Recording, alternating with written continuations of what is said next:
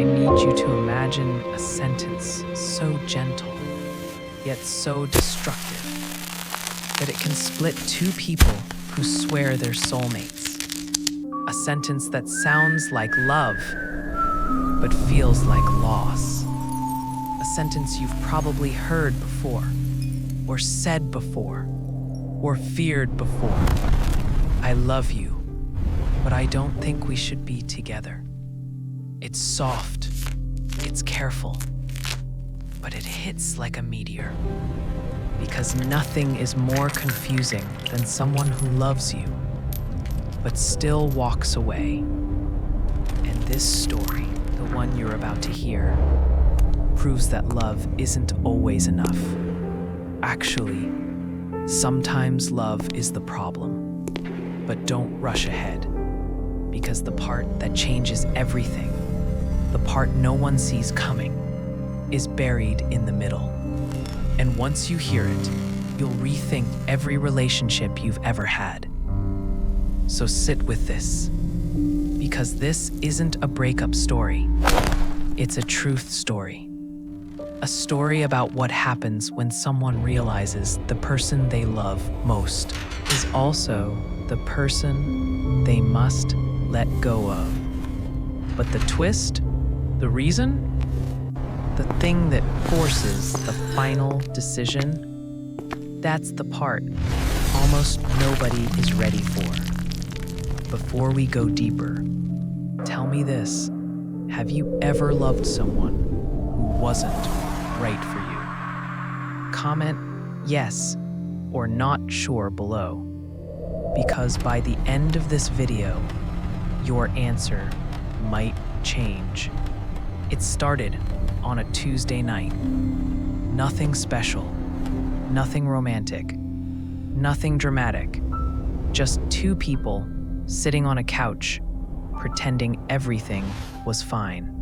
But their silence said everything. You know that kind of silence? The one that feels heavier than an argument? The one where every breath feels staged.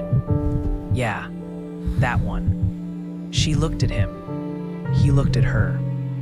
But they weren't really looking. It was more like searching. Searching for the moment, things but in pain. I love you, she whispered, but I don't think we should be together.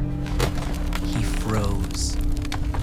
Because how do you respond to a sentence that contradicts itself? How do you fight someone who loves you but won't stay? He asked why. Of course he asked why. And her answer wasn't what he expected. It wasn't about an argument. She took a breath, a long one, like the next words might break her. Then she said, "Loving you is making me forget who I am." Not dramatic, not poetic, just honest. He didn't understand. Not at first, because when you love someone, you assume love is good. You assume it helps you grow. But here's the part most people miss. Love can also shrink you. It can make you softer in the wrong places, harder in the wrong places, blind in the places that need clarity, and exhausted in the places that need life. She told him she wasn't sleeping right, not eating right, not thinking clearly, not because of fights, but because she was always trying to make sure he was okay. She had turned into a full-time emotional caretaker, and somewhere in the process, she disappeared. He tried to argue, tried to say love is sacrifice, love is effort, love is You're not listening, she said. It's not that you're hurting me on purpose. It's that we're mismatched. We keep patching the wrong holes. We keep trying to fix each other instead of facing the truth. And then she said the sentence that cracked him open. "You don't need me, you need healing." That was the moment he realized this wasn't just a breakup. This was a diagnosis. And the twist?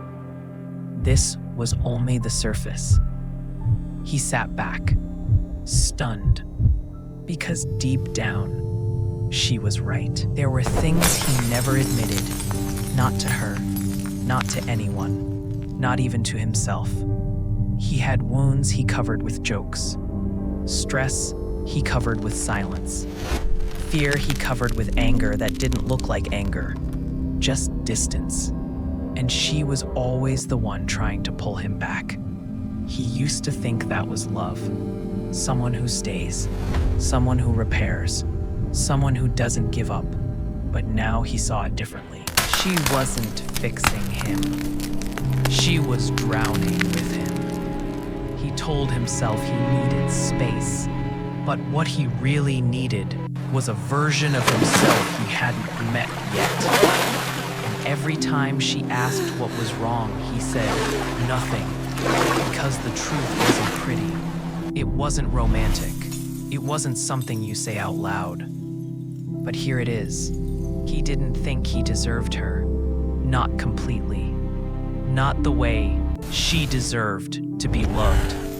And because he felt unworthy, he unconsciously sabotaged everything. Late replies, short answers, mixed signals, emotional shutdowns. She kept loving him harder. He kept retreating further. It was a cycle.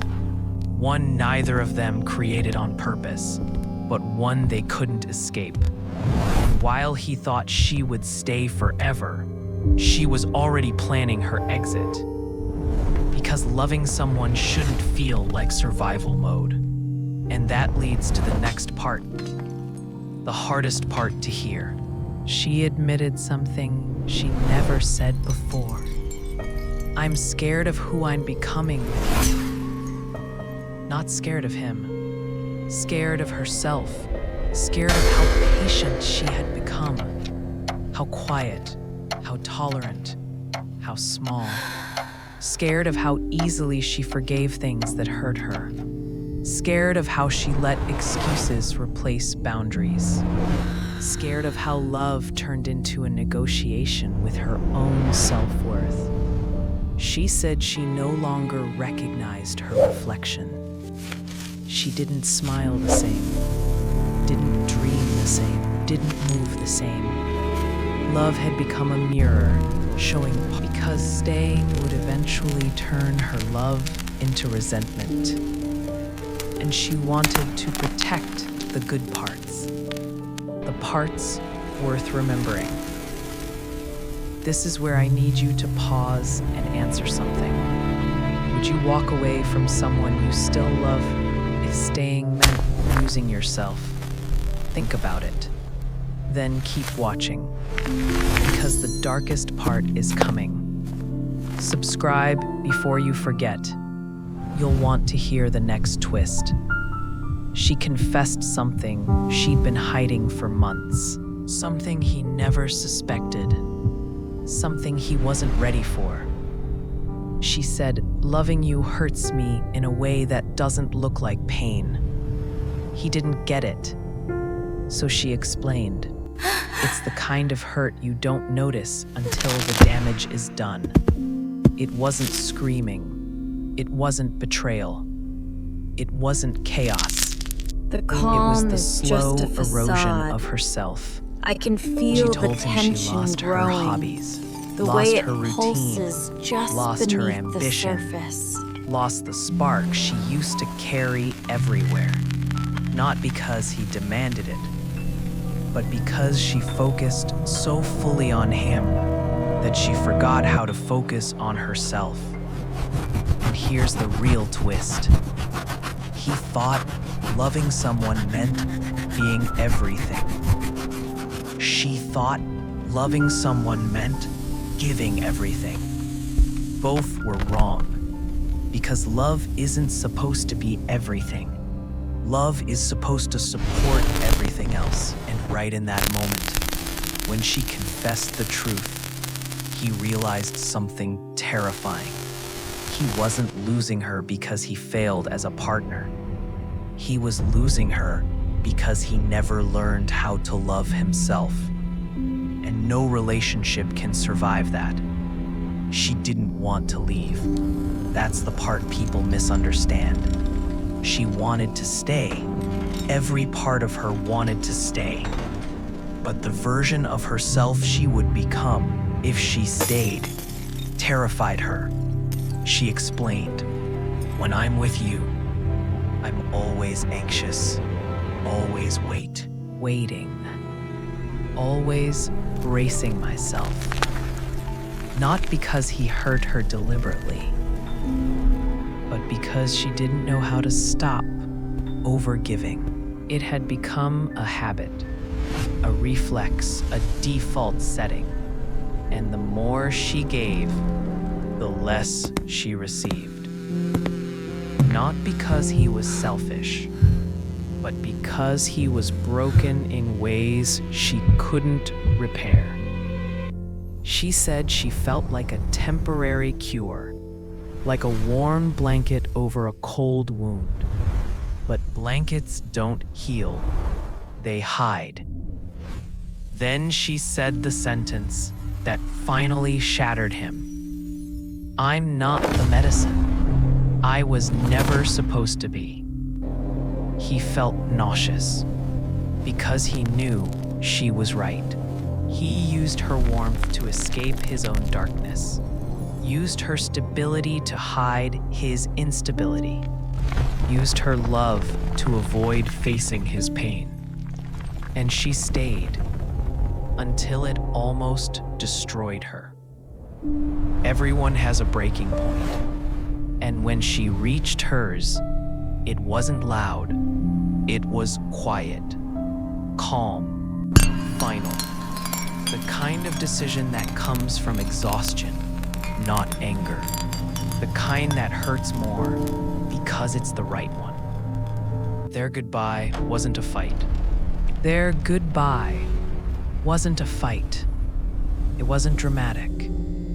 It wasn't the usual breakup storm. It was soft, almost too soft. He expected tears. She didn't cry. He expected anger. She wasn't angry. He expected one last attempt to save it. She didn't try.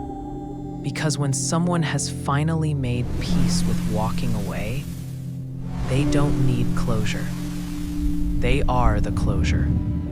She told him, "I'm not leaving because I don't care. I'm leaving because I care too much." And somehow, that hurt more. He asked if they could fix it. Change, rebuild, start over. But she shook her head. "You need to grow without me, and I need to heal without you." That's the part people never talk about. Sometimes the most loving thing you can do is step away. Let someone evolve without dragging you down with them. Because love isn't proven by holding on. Sometimes love is proven by letting go. A last hug didn't feel like two people breaking apart. It felt like two people finally being honest. She whispered, "I hope you find yourself. I really do." And she left, not because she wanted to, but because staying would have killed the version of herself she needed to become. After she left, he didn't break immediately. He didn't collapse, didn't scream, didn't punch walls. He felt nothing. Just emptiness. A numbness that stuck to him like dust. But 2 days later, the real pain hit. Not when he tried calling her. Not when he saw her stuff missing. Not when he slept alone. It hit when he realized he didn't know who he was without her. She wasn't just a partner. She was the structure, the glue, the emotional anchor. And without her, he had to face everything he had been avoiding. The loneliness, the insecurity, the fear, the unresolved wounds. He finally understood. She didn't break him. She revealed him. Revealed everything he had buried. Everything he had ignored. Everything he needed to confront. And this time, no one was there to guide him through it. He had to rebuild himself, brick by brick. No shortcuts, no emotional babysitter, no safety net. But something unexpected happened. As the pain settled, clarity came with it. Clarity about who he was, who he wasn't, what he wanted, what he needed to change. He didn't just lose her. He rediscovered himself. And that leads us to the part where everything finally makes sense. Months passed. Enough time for wounds to turn into wisdom. They didn't get back together. They didn't try again. They didn't force anything. But one day, not to win her back, not to reopen old wounds, not to restart the cycle, just to say thank you. Because now he understood. She didn't walk away from him. She walked toward herself. And that taught him something life-changing. Love isn't the reason you stay. Self-respect is. Love is the spark, but boundaries are the structure. Balance is the fuel. Healing is the foundation. And without those, love collapses under its own weight. He ended his message with a sentence he once feared saying out loud. I love you too, but you were right. We weren't meant to be together. Not like that. And for the first time, it didn't hurt. Because it was true. And sometimes truth is the real love story.